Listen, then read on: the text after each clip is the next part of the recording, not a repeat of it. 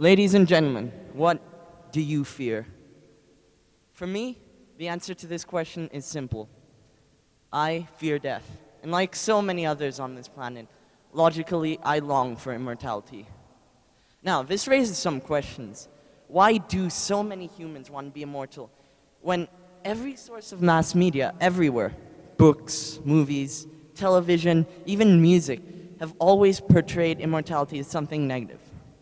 Well, as I mentioned, in the media, immortality is always portrayed as something, as sort of sad transcendence, as a moment of fleeting glory, as something that cannot and will not last. And usually, in the movies, it's seen as being about greed or arrogance, for example, wanting to rule the world forever, wanting to have power over an aspect of society forever. But in real life, it's quite simple. Most people just don't want to die. And you may or may not understand this at this point. A fair number of you are pretty young. But think about this for a second. We don't know if there's a life after death. So let's assume there isn't. What would happen to you, to your consciousness? Well, you'd cease to exist. And you wouldn't even know. You wouldn't be able to form thoughts because you would be gone. In your memory, you wouldn't know that you had died. And in your memory, no one would know that you had died. Does this scare you slightly? Have you ever thought about death in such a way? Oh, don't worry, it'll come. Maybe one day when you wake up and realize that your life won't be remembered, or one day on your deathbed, next to your friends and family. Well, these are usually the typical reasons for wanting to be immortal, although there are usually several specific lines of reasoning unique to the certain situation. So I'm going to discuss some of the arguments against immortality. First of all, starting with some of the moral and social arguments against immortality.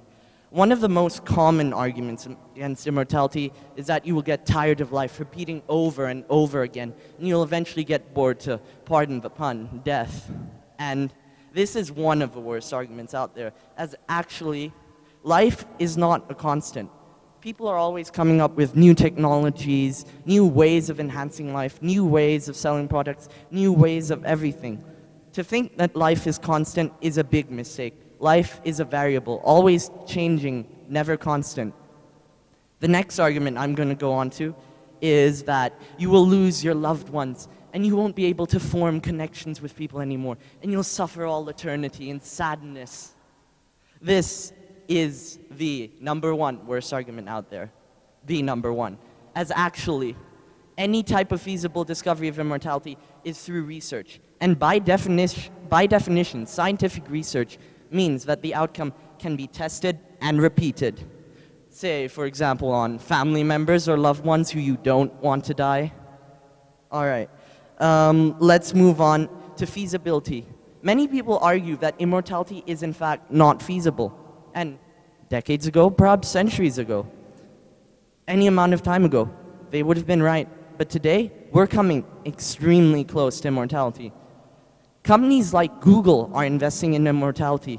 Google having set up the Calico initiative to enhance human life, with the end goal being indefinite extension of human life. And the 2045 initiative, which plans to create robotic avatars to transfer your minds or your consciousnesses into by only 2045. Most of us will still be alive then. So, let's move on to some of the economic and social repercussions that immortality might have. So, first of all, a common argument against the morality of immortality is that it will cause extreme overpopulation, as less people will die each year. But this is quite a common misconception, as in fact, the only type of feasible immortality for the future is that where the body is kept at peak biological condition for an indefinite amount of time. Which means if you shoot someone in the head or someone gets cancer and, dies of it, they'll stay dead. They won't be immortal in such a way. And next of all, there's the fact that at least for the first couple of centuries, immortality won't be cheap. Only extremely rich people and their families will be able to afford it. So the increase in population will be more of a slow one, so it won't cause a massive rush of overpopulation, as many fear.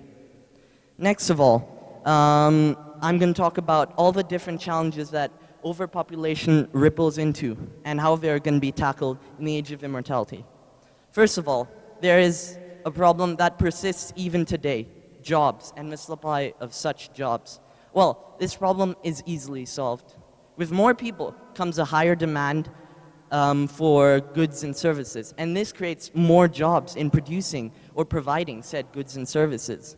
Also, eventually, when immortality does become cheap enough to become commercially available for the middle class, for example, will probably be stuck in the middle class for a while, and it'll create a perpetually working cycle of middle class workers who will survive and eventually make it to the upper class, but who will also provide the economy with a stable amount of workers.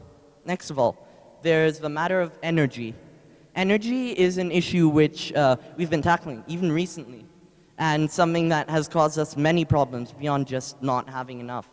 But this problem looks to be solved in the future, as many entrepreneurs and large companies alike are investing in fusion power, a technology that has huge potential but has remained almost dormant for the last couple of decades. But recently, researchers at the Massachusetts Institute of Technology have come up with a feasible design for fusion core reactors that could become commercially available before the end of the century. And of course, fusion power could power the entire Earth, overpopulation or no, for billions of years. So our energy problem would be covered adequately if we discovered fusion technology. Next of all, there's the problem of housing. A very relevant topic, actually. Housing is quite an important challenge to face in the Age of Immortality.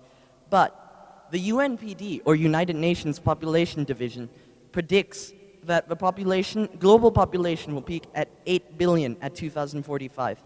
And even then will start decreasing. Now this decrease is because more and more families are shifting towards rural environments, urban environments, instead of rural environments where having more children is more expensive, as you have to provide an education, highly priced homes, and a lot of other things. Whereas in third world countries, less developed economies, and rural areas, for example, with a farmer family, would profit from having several children, as children in less developed countries often present an alternative source of cheap income and labor. Immortality, of course, adds a couple billion to this number, but I'm confident that with new technologies discovered by humanity, we will be able to face this number. Furthermore, linking into this, there's the challenge of food. Some scientists postulate that we won't have enough food to feed the world anymore, especially if immortality takes place on a wide scale. However, this is untrue. Scientists have recently come up with synthetic beef, a type of beef that can be produced in a lab, and right now it is available for $1 in a lab and should be set for commercial release after extensive periods of testing, of course, in under a decade. This also helps tie in the amount of global warming we will be having, the amount of natural resources we have, as in fact 70 to 75% of deforestation in Brazil and many other countries with high supplies of wood is caused through animal agriculture, as raising fields of grass for crops for cattle to graze in requires a huge amount of land. So, is immortality a sustainable, feasible, and desirable option? Yes, yes it is. Will immortality be here soon? Yes, yes it will. To quote Fall Out Boy, we could be immortal, and soon we will. Thank you.